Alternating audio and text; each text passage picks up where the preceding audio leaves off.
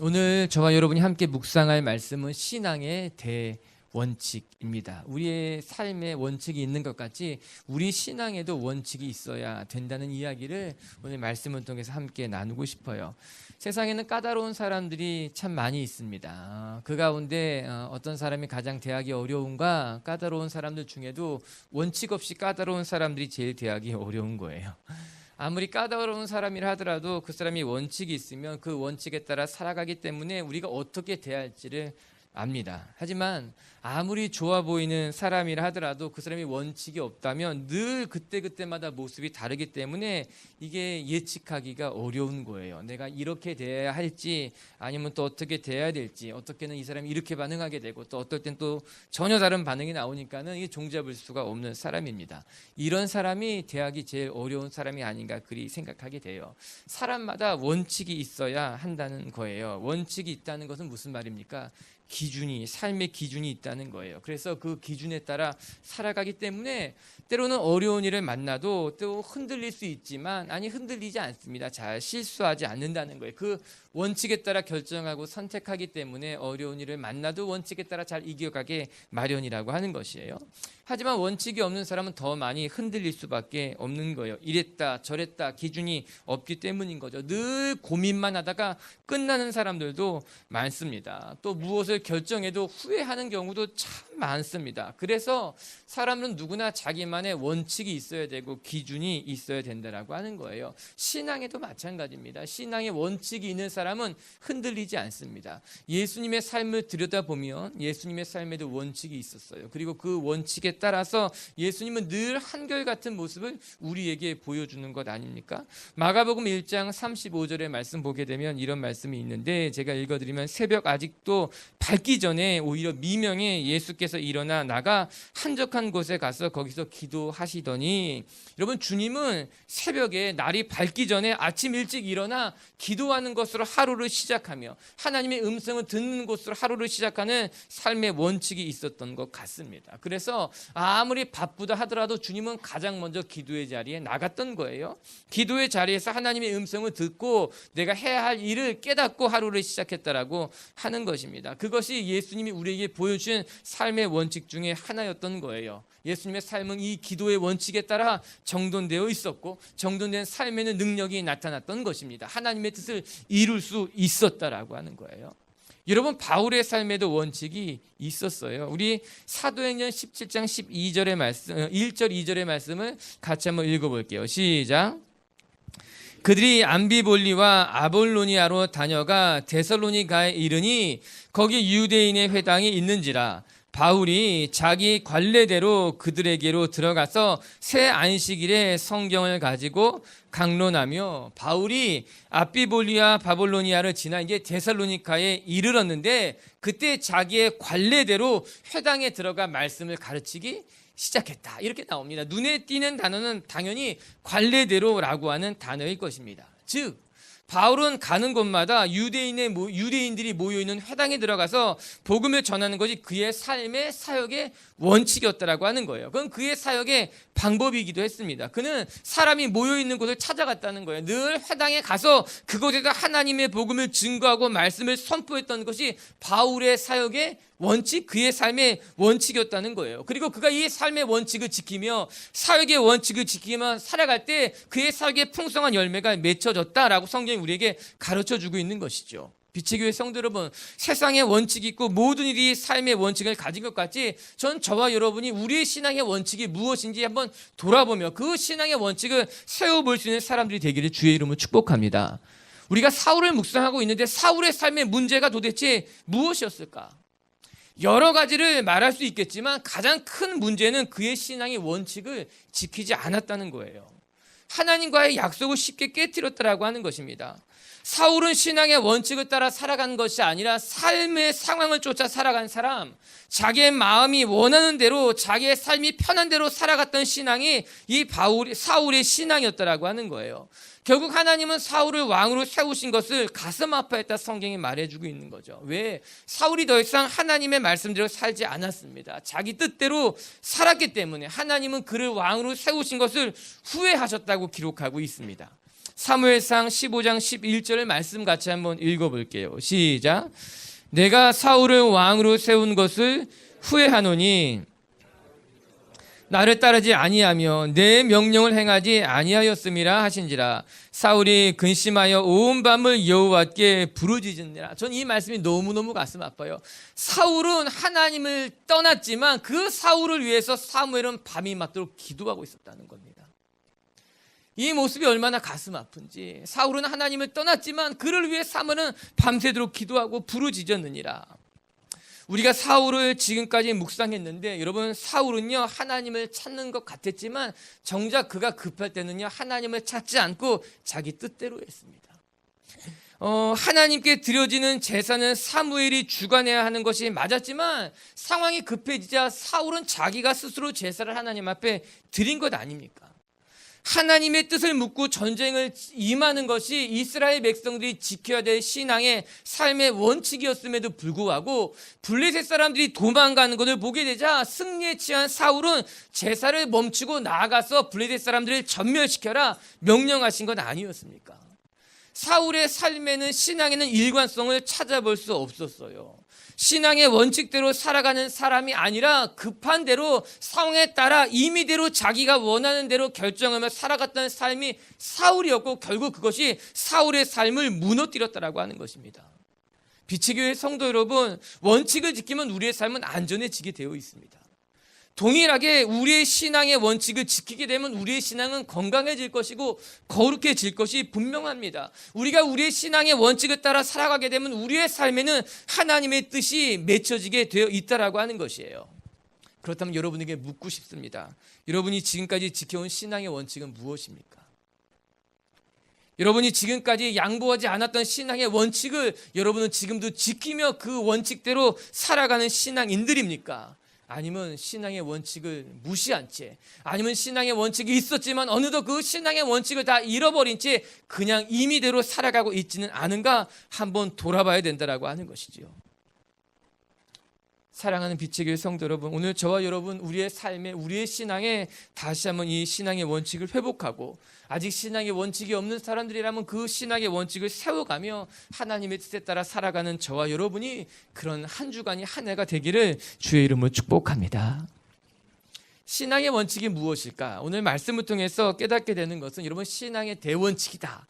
거창하게 붙였는데 여러분 신앙의 첫 번째 원칙은 바로 이것이에요. 우리는 언제나 하나님 앞에 늘 겸손한 모습으로 살아가는 삶이 되어야 된다라고 하는 것이에요. 여러분 이것이 아무것도 아닌 것 같지만 이거보다 더 중요한 것은 없을 것입니다. 우리가 신앙을 가진 사람들이라면 우리는 마땅히 하나님 앞에 나의 연약함을 고백하며 하나님 앞에 얼마나 낮은 자의 모습으로 살아가야 한다라고 하는 것이에요. 오늘 하나님이 사무엘에게 가장 먼저 무엇이라 말씀하신지 아십니까?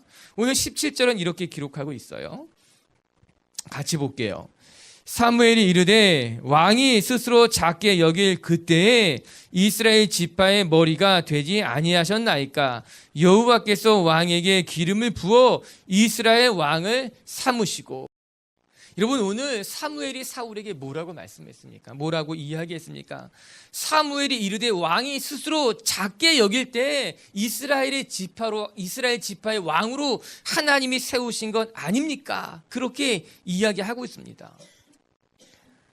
하나님께서 사울을 왕으로 세우신 이유는 그가 자기 자신을 스스로 작게 여겼기 때문이라고 이야기합니다. 이것이 중요한 포인트인 거예요. 하나님이 보시기에 사울의 가장 귀하고 값진 것은 그의 능력이 아니었다는 거예요. 그의 배경이 결코 아니었다는 겁니다. 사울에게 가장 귀했던 것은 그는 자기 자신을 스스로 낮게 겸손하게 여기는 것, 하나님이 보시기에 그것이 가장 귀하고 값졌기 때문에 사울을 하나님께서 왕으로 세워 놓으셨다라고 하는 거예요. 실상 여러분, 이 말씀은 이 장면에만 등장하는 것이 아니라 사울을 소개하는 곳곳에 장면마다 반복돼서 이야기하고 있는 구절입니다. 사울이 스스로 자기를 작게 여겼기 때문에, 사울이 스스로 자기를 비천하게 여겼기 때문에 하나님이 그를 높였자는 이야기가 사무엘상의 곳곳에 등장하고 있었다는 거예요. 하지만 사울이 왕이 되고 난 이후부터 그는 이 겸손함을 잃어버렸습니다. 그는 겸손한 하나님의 사람이 아니라 자기를 드러내는 사람으로 변질되어 갔다라고 성경이 말해주고 있는 거예요. 여러분, 12절의 말씀이에요. 12절의 말씀을 같이 한번 읽어보십시다. 사무엘이 하나님의 명령을 듣고 사울에게 다가가 하나님의 말씀을 전하려고 했는데 사울을 찾을 수가 없었습니다. 왜 그랬을까요? 같이 한번 15장 12절의 말씀 자막을 통해서 한번 볼게요. 시작.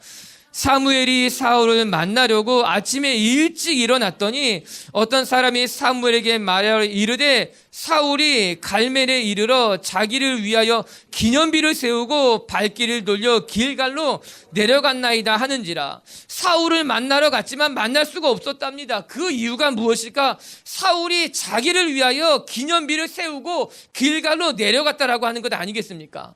여러분, 자세히 들여다보세요. 무슨 기념비입니까? 하나님을 위한 기념비예요? 하나님을 위한 제단이에요? 아니었어요. 자기 자신을 위한 기념비를 세우고 그 자리를 떠났다라고 한 말입니다. 여러분, 전쟁에서 승리하게 하신 것은 하나님이세요. 이스라엘을 다스리게 기회를 주신 분도 하나님이셨어요. 이스라엘에서 예배 받을 분은 오직 하나님 한 분이신데 오늘 사울이 누구를 위한 기념비를 세우는가? 자기 자신을 위한 기념비를 세웠다는 겁니다. 하나님을 위한 제단을 세운 것이 아니라 자기 자신을 위한 우상을 만들어 놓았다는 거, 너무너무 안타까운 일이죠. 어떻게 자기 자신을 위한 기념비를 세울 수 있을까? 이스라엘은 하나님만 예배하는 나라였어요. 사울은 하나님이 세운 하나님의 왕이었는데 어떻게 이런 일이 일어난 것일까? 어디서부터 잘못된 것일까요? 사울은 왜 이렇게 어마무시한, 이건 잘못되면 이렇게 굉장한 죄를 저지르게 된 것일까? 어디서부터 이런 일이 일어난 걸까? 이런 그 단서를요 14장 마지막에 찾을 수가 있습니다. 사울이 왜 이렇게 하나님을 떠나가게 된 것일까? 14장 47절에는요 이런 말이 나와 있거든요. 한번 같이 볼까요? 이렇게 기록되어 있어요. 사울이 이스라엘 왕위에 오른 후에 사방에 있는 모든 대적 곧 모압과 암몬 자손과 에돔과 소바의 왕들과 블레셋 사람들을 쳤는데 향하는 곳마다 이겼더라. 사울이 가는 곳마다 승리하게 됐다는 이야기입니다. 사울이 싸움에서 이기게 되자 그 속에 겸손함이 사라지고 교만함이 일어나기 시작했다는 거예요. 사울은 하나님 없이도 싸움에서 이길 수 있다는 생각을 갖기 시작했던 것 같습니다. 굳이 전쟁에 앞서서 하나님의 앞에 뜻을 물을 것이 필요 없다고 이제 생각하게 된 것이에요. 전에는 간절히 하나님을 찾았을지 모르지만 전쟁에 나갈 때마다 사무엘을 기다려서라도 예배를 드려야 된다고 생각했을지 모르지만 그가 가는 곳마다 승리하게 되자 연일 전쟁에 이기게 되자 그 마음속에 하나님 앞에 기도하지 않아도 되는구나. 아니 내 뜻대로 내가 강해졌구나 착각하기 시작했다라고 하는 거예요. 빛의 교회 성도 여러분, 이 시점이 매우 위험한 시점이라는 것을 우리가 알아야만 합니다. 즉 기도하지 않았는데 형통하게 될 때, 하나님을 잊고 살았음에도 불구하고 내 삶의 승리가 찾아올 때 우리는 긴장해야 됩니다. 오히려 우리는 더 정신을 바짝 차려야만 됩니다. 왜냐하면 하나님을 잊고 살아가는 실수를 범할 수 있기 때문이라는 거예요. 우리가 경계해야 할 것은 하나님 없이 승리하는 거예요. 우리가 조심해야 될 것은 하나님 없는 형통이라고 하는 것입니다. 하나님 없이도 내 일이 잘 풀릴 때, 내가 기도하지 않고 하나님을 의지하지 않았음에도 불구하고 내 삶에 무엇인가 만사 형통이 이루어질 때, 전쟁에서 승리하게 되고 내 마음에 소원하는 것이 이루어지게 될 때 우리는 잠시 행복을 누릴 수 있을지는 모르지만 오히려 그때 결국 우리는 죽음에 이르게 되는 아주 위험한 지경에 놓여 있다는 것을 잊지 말아야 된다라고 하는 거예요. 사랑하는 빛의 교회 성도 여러분, 하나님 없는 형통은 가장 위험한 겁니다. 하나님 없이 승리하는 것은 오히려 우리를 망칠 수 있는 어떤 시험의 순간이라고 하는 거예요. 사단이 우리를 망쳐놓는데 즐겨 쓰는 수단이 바로 이 하나님 없는 승리, 하나님 없는 형통함이라고 하는 것이에요. 사울은 전쟁에서 승승장구했을지 모르지만 그는 점점 하나님과 멀어지기 시작했습니다. 12절의 말씀이 너무너무 안타까운 것은 그는 전쟁에서는 이겼을지 모르지만 이스라엘 사람들이 다 그를 칭송했을지는 모르지만 하나님과의 관계는 점점 멀어지기 시작했다는 거예요. 결국 그는 자기 자신을 위한 기념비까지 세우는 참 안타까운 일을 행해놓고 있는 것 아니겠습니까? 우리 빛의 교회 성도 여러분, 우리는 우리 자신이 주목받으면 안 됩니다. 때로 하나님이 우리를 사람들 앞에 높여주신다 하여도 우리 마음까지 높여지는 것은 어리석은 일인 거예요. 우리 마음이 높아져 하나님을 잃어버리게 된다면 그건 참 어리석은 일이라는 겁니다. 베드로의 고백이 너무나 귀합니다. 베드로가 예루살렘 성전에 올라가다가 나면서부터 걷지 못했던 장애인을 보게 되고 그를 기도로 고칩니다. 그를 기도로 고치게 되자 사람들이 베드로를 칭송하기 시작합니다. 아, 이 사람은 대단한 사람이다.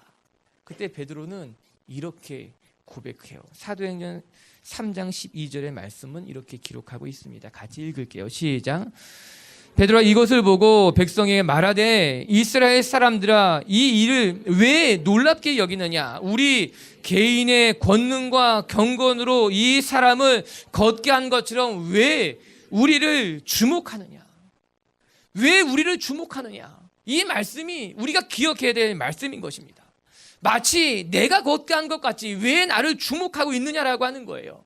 이 기적을 행하신 분은 내가 아니라 하나님인데 왜 여러분들은 하나님을 보지 못하고 나를 보며 왜 하나님을 찬송하지 않고 나를 찬송하십니까? 라고 오늘 베드로가 사람들에게 되묻고 있다라고 하는 거예요. 여러분, 사도 베드로는 자신의 신분을 잃어버리지 않았습니다. 사람들이 그를 찬송하고 그의 손끝에서 기적이 일어났을지는 모르지만 나는 그냥 기적을 일구는 하나님의 도구일 뿐이며 이 일을 행하신 것은 하나님이라고 하는 이 엄연한 사실을 베드로는 놓치지 않았어요. 베드로는 사람들의 칭송 앞에서 자기의 마음을 높이지 않았다라고 하는 겁니다. 그리고 그는 이야기합니다. 왜 나를 주목합니까? 왜 나를 바라보고 왜 나를 칭송하고 있습니까? 라고 그는 겸손히 그 상황을 하나님 앞에 내려놓고 있었다라고 하는 거예요. 그러나 사울은 너무너무 어리석었어요. 마치 내가 강해서 이 전쟁에 이긴 것 같이 내 힘이 세서 사람들 앞에 높임을 받는 것 같이 그는 사람들의 칭송에 취해 있었다라고 하는 거예요. 자기를 위한 기념비를 세우고 하나님의 뜻을 묻지 않은 어리석은 사람이 되어버렸다라고 하는 것입니다. 사랑하는 빛의 교회 성도 여러분, 신앙에는 대원칙이 있습니다. 그것은 내가 높아지는 것이 아니라 언제나 우리는 하나님 뒤에 숨겨져야 한다라고 하는 사실입니다. 하나님이 우리의 삶을 높이신다고 해서 우리의 마음까지 높아지는 것이 아니라 하나님이 우리의 삶을 높일 때 우리는 오히려 더 낮고 겸손한 마음을 갖는 건 하나님은 창조주시며 나는 피조물이라고 하는 이 사실을 기억하는 것이 신앙인의 대원칙이라고 하는 거예요. 우리 다시 한번 17절의 말씀을 보시기 바랍니다. 오늘 사무엘이 사울에게 이야기합니다. 사무엘이 이르되 왕이 스스로 작게 여길 그때에 이스라엘 지파의 머리가 되지 아니하셨나이까. 여호와께서 왕에게 기름을 부어 이스라엘의 왕을 삼으신 것이 아니나이까. 스스로 작게 여길 바로 그때에 이 한 절의 말씀을 우리가 기억하고 늘 하나님 앞에 겸손하고 낮은 자세를 갖고 신앙인의 원칙을 지키는 저와 여러분들이 되길 주님의 이름으로 축복합니다. 두 번째, 오늘 또 한 가지 묵상할 것은 신앙의 원칙. 그것은 무엇인가? 우리의 삶은, 우리의 신앙은 언제나 하나님의 말씀을 따라가는 신앙인이 돼야 된다라고 하는 것입니다. 19절의 말씀을 같이 읽어볼게요. 19절입니다. 시작. 어찌하여 왕이 여호와의 목소리를 청종하지 아니하고 탈취하기에만 급하여 여호와께 악하게 여기시는 일을 행하였나이까. 여호와께서 악하게 여기는 일을 행하셨습니까?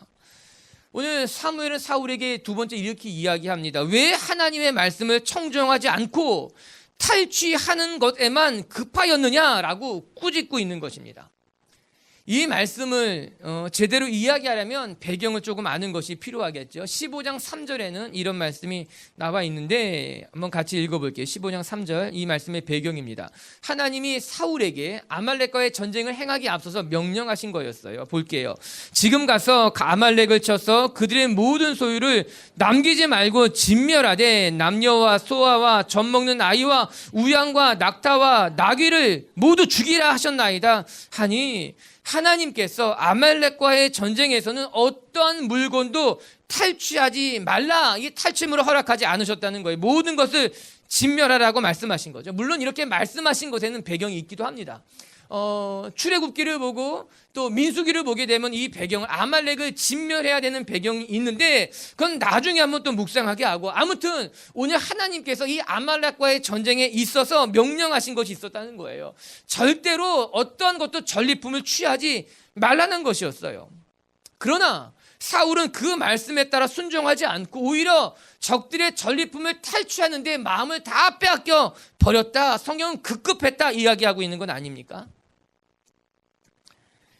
그 당시에 자료를 찾아보게 되면 그 당시 중동 지역의 전쟁을 치를 때는요, 물론 전리품을 빼앗기도 했지만 이 중동 지역에서 대부분은 전리품을 취하지 말라라고 왕들과 장군들이 그렇게 이야기했던 경우가 많았다고 이야기합니다. 그 이유인 즉슨 전쟁에 나가 전리품의 마음을 빼앗기게 되면 오히려 군사들이 전쟁에 집중하는 것이 아니라 전리품, 각자 자기의 전리품을 빼앗는데 집중하기 때문에 이 전쟁의 승패에 큰 장애가 될 수 있었던 거죠.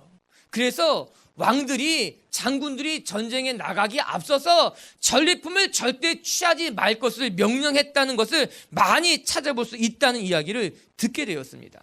그래서 전쟁이 끝나게 되면 그것을 다 불태운 경우도 많았다는 거예요. 이유는 무엇일까요? 전쟁에 집중하라고 하는 것입니다. 승리에, 승패에 집중해야지 그 전쟁에서 우리가 얻게 될 전리품에 집중하게 되면 오히려 패하게 될 수 있다는 것을 경고해주고 있는 거예요. 가만히 생각해 보면 맞는 말이기도 하죠. 정작 중요한 것은 전리품이 아닙니다. 전쟁에서 승리하는 것이 우선적인 거예요. 그게 중요한 거예요. 그런데 자칫 잘못하다 보면, 전리품에 마음을 빼앗기다 보면 전쟁에 패할 수 있는 것이에요. 미연에 방지하고 있는 거죠. 주객이 전도되면 안 되는 겁니다. 전리품을 취하기 전에 전쟁을 승리하는 것이 군사들이 해야 될 마땅한 일이라고 하는 거예요. 오늘 말씀을 묵상하면서 우리가 충분히 배울 것이 있습니다. 우리도 세상에서 전리품에 마음을 빼앗기게 되면 하나님의 전쟁, 이 영적인 싸움에 승리하기가 어렵다는 거예요. 우리가 하나님의 자녀로서 세상 속에 살아가지만 때로 이 세상의 좋은 것들이, 아니 좋아 보이는 것들이 우리의 눈과 귀를 어둡게 만들고 우리의 사명을 잃어버리게 만들 수 있다는 거예요. 자칫 잘못하게 되면 우리의 사명, 우리의 삶의 목적을 전리품이 가리워서 잃어버리게 될 수 있다는 겁니다. 그래서 성경은 이 세상의 정욕과 안목의 정욕과 이생의 자랑에 현혹되지 말라고 우리를 가르쳐주고 있는 건 아닙니까? 세상에 너의 마음이 빼앗기게 되면 하나님의 말씀을 따라가기가 어렵다는 거예요. 이 세상의 것에 취해버리게 되면 하나님의 길을 잃어버리기 쉽다라고 하는 것입니다. 가만히 생각해 보십시오. 사울에게서 중요한 것은 무엇이었습니까? 그는 지금 무엇에 마음을 빼앗긴 것입니까? 여러분, 오늘 사울의 문제는 무엇일까? 사울에게 중요한 것은요, 전쟁에서 승리하는 것보다 하나님의 말씀에 순종하는 것이 더 중요한 사울이 해야 될 본연의 임무였다는 것입니다. 사울은 전쟁에서 승리하는 것이 그의 할 일이 아니라 하나님의 음성을 듣고 따르는 것이 그가 할 일이었어요. 그럼 전쟁에서 승리하게 할 일은 하나님이 하시는 일이었습니다. 우리의 삶의 승리는, 우리의 삶의 형통은 내가 만드는 것이 아니라 하나님이 만드시고 하나님이 선물해 주시는 거고, 우리가 해야 할 일은 하나님의 음성을 듣고 따라가는 것이지요. 이 전후가 바뀌면 안 된다는 겁니다. 사울은 하나님의 말씀에 따라 이스라엘을 이끄는 왕이 되어야만 했어요. 잘 보세요. 하나님의 말씀에 따라 이스라엘을 이끄는 왕이 되어야만 했다. 그것이 바로 하나님이 원하시는 일이요 사울의 사명입니다. 그러나 사울은 전쟁에서 이기는 것이 중요했고 뿐만 아니라 이 전쟁에서 전리품을 탈취하는 것에만 그의 마음이 가득했기 때문에 정작 하나님의 음성은, 하나님의 말씀은 듣지 못했다라고 하는 것이에요. 오늘 신앙의 대원칙 두 번째는 무엇일까? 그것은 하나님의 말씀만 따라가는 삶을, 신앙을 결단하게 되는 것입니다. 때로 우리 눈에 좋아 보이는 것이 있고 우리 마음을 조급하게 만드는 일이 있다 하더라도 우리는 늘 하나님의 말씀을 주목하며 하나님의 말씀을 따라가는 삶을 살기로 결단하고 다짐해야 된다라고 하는 것이죠. 그렇게 우리의 삶에 하나님의 말씀이 가득하게 채워질 때 비로소 세상의 것들이 우리 마음에 틈탈 자리가 없게 된다라고 하는 거예요. 말씀이 충만해지는 것이죠. 성령이 충만해지는 것 아니겠습니까? 빛의 교회 성도 여러분, 오늘도 우리가 결단하기를 우리의 삶에, 우리의 신앙의 대원칙 하나님의 말씀만 따라가기로 결단하는 저와 여러분들이 되길 주님의 이름으로 축복합니다. 때로는 내가 이해할 수 없는 말씀이라 하더라도, 때로는 내가 감당하기 어려운 말씀이라 하더라도 우리는 말씀을 주목하며 그 말씀을 따라 살아가기를 결단하게 될 때 우리의 삶에 참 귀하고 아름다운 열매가 맺힐 줄을 믿습니다. 아멘. 세 번째, 끝으로 한 가지 살펴볼 것은 우리 신앙의 원칙은, 따라하십시오. 신앙의 원칙은 순종하는 것입니다. 우리 신앙의 원칙은 그래서 하나님의 말씀에 순종하는 것입니다. 오늘 22절에 우리가 익히 잘 알고 있는 귀한 말씀이 등장합니다. 22절을 같이 읽겠습니다. 시작. 사무엘이 이르되 여호와께서 번제와 다른 제사를 그의 목소리를 청종하는 것을 좋아하심 같이 좋아하시겠나이까? 순종이 제사보다 낫고 듣는 것이 수양의 기름보다 나으니. 우리가 정말 잘 알고 있는 구절이죠. 그러나 쉽게 받아들이기 어려운 구절일 수도 있는 것입니다. 하지만 이 말씀을 제쳐두고 신앙생활은 존재할 수 없습니다. 순종이 제사보다 낫고 하나님의 말씀을 듣는 것이 수양의 기름보다 낫다. 우리는 이제 이 말씀의 배경을 압니다. 사울은 하나님께서 모두 멸하라 라고 말씀하신 양과 소와 낙타를 없애지 않습니다. 그리고 나서 사무엘에게 너무나 천연덕스럽게 무엇이라고 말합니까? 하나님 앞에 드리기 위해서 좋은 것들만 남겨두었다고 이야기합니다. 너무나 뻔뻔스러운 거짓말이죠. 그는 탈취물을 취하기에 급급했던 거지 하나님 앞에 드릴 번제물을 이렇게 남겨둔 것은 절대 아니었던 것입니다. 하나님은 분명히 그에게 말씀하신 건 아니었겠습니까? 그래서 주님은 이 하나님 말씀하신 것, 순종이 제사보다 낫다. 순종이 예배보다 중요하다는 그 말을 하는 것이 아니라 내가 가증스럽게 말한 그 제사, 그거보다 내가 차라리 하나님의 말씀을 듣고 순종하는 것이 더 나은 일이었다라고 이야기하고 있는 것 아닙니까? 순종이라고 하는 단어를 찾아보게 되면 그 히브리의 뜻은 어디에서부터 유래했는가? 듣는 것에서부터 유래했다고 말합니다. 그 단어의 뜻은 듣는 것이었어요. 사무엘상 3장에 나온 말씀이죠. 하나님께서, 여호와께서 사무엘을 부르시되 사무엘아 사무엘아 이야기하시니 사무엘이 주여 내가 여기 있사오니 말씀하시옵소서 내가 듣겠나이다. 바로 그 단어가 순종이란 단어, 그 단어에서부터 유래했다는 것 아니겠습니까? 여러분, 순종은 하나님의 말씀을 듣는 겁니다. 하나님의 말씀을 들을 때 비로소 우리는 순종할 수 있는 길이 열리는 거예요. 하나님의 말씀에 따라 살겠다고 다짐하게 된다라고 하는 것이죠. 빛의 교회 성도 여러분, 전 저와 여러분의 귀가 하나님을 향해 활짝 열려있게 되기를 바랍니다. 여러분을 향해 말씀하시는 주님의 음성을 들을 수 있게 되기를 바라고, 여러분의 삶에 함께 하시는 하나님의 소리를 듣고 우리도 그 하나님과 함께 동행할 수 있는 하나님의 사람들이 되기를 원합니다. 여러분, 왜 하나님께서 모든 전리품을, 모든 소와 양과 염소를 다 이렇게 진멸하라고 말했을까요? 우리가 앞서 살펴본 것 같이 그것이 이스라엘 백성이 전쟁에 집중하게 놨던 겁니다. 아니, 여러분, 오늘 우리가 왜 순종할 거야? 라는 이 질문 앞에 우리가 깨달아야 될 것은 순종하는 것이 우리에게 유익하다는 것을 알아야만 한다는 것입니다. 오늘 사울에게, 이스라엘 백성들에게 아말렉을 진멸하라고 말씀하신 것은 하나님을 위한 명령이 아니라 이스라엘 백성을 위한 명령이었다는 거예요. 그곳에 있는 탈취품들을, 전리품들을 취하지 말 것은 하나님을 위한 명령이 아니라 이스라엘 백성들과 군사를 위한 하나님의 명령이었다라고 하는 것입니다. 즉, 하나님께서 우리에게 무엇인가 순종을 요구할 때 우리가 기억해야 될 것은 그 순종의 열매는 나에게 유익이 된다라고 하는 것이에요.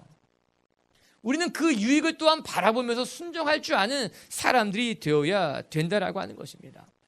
때로는 우리는 하나님의 말씀을 다 이해할 수 없을 수 있습니다. 하나님이 요구하시고 하나님이 명령하시는 것이 때로는 내가 감당하기에 버거워 보이는 것일 수도 있습니다. 왜 안 그렇겠습니까? 순종은 때로는 어려운 거예요. 순종은 때로는 우리 의지적으로 결단을 요구해야 되는 순간도 있을 수 있다라고 하는 것입니다. 하지만 그때마다 우리가 잊지 말아야 할 것은 결국 순종은 우리의 영혼에, 우리의 삶에 유익을 주기 위한 하나님의 말씀이라고 하는 사실인 것입니다. 사랑하는 성도 여러분, 결국 순종할 때 우리의 삶은 열리게 될 것입니다. 내가 원하는 길은 막힐지 모르지만, 내가 가고 싶은 길은 막힐지는 모르지만 우리가 순종한다면 하나님이 예비하신 길, 결국 그 길은 우리의 영혼을 유익하게 하는 길이요, 그 길이 우리의 삶을 생명으로 인도하게 될 것이라고 성경이 가르쳐주고 있는 것이죠. 신앙의 대원칙 세 번째, 그것은 순종이 제사보다 낫고 하나님의 말씀을 듣는 것이 수양의 기름보다 낫다라고 하는 것입니다. 다른 말로 좀 바꿔본다면 하나님 말씀에 순종하는 것이 그 세상의 무엇보다 좋다고, 하나님의 말씀을 듣고 경청하는 것이 내 눈에 보이는 그 무엇보다 값지고 나를 유익하게 만드는 길이라고 하는 것이죠. 우리 빛의 교회 성도들이 하나님의 말씀에 순종함으로 우리의 삶을 선하게 인도하시는 하나님을 경험하는 주의 자녀들이 되기를 주의 이름으로 축복합니다. 오늘 말씀을 마칠게요. 여러분, 사람들은 누구나 원칙을 갖고 살아갑니다.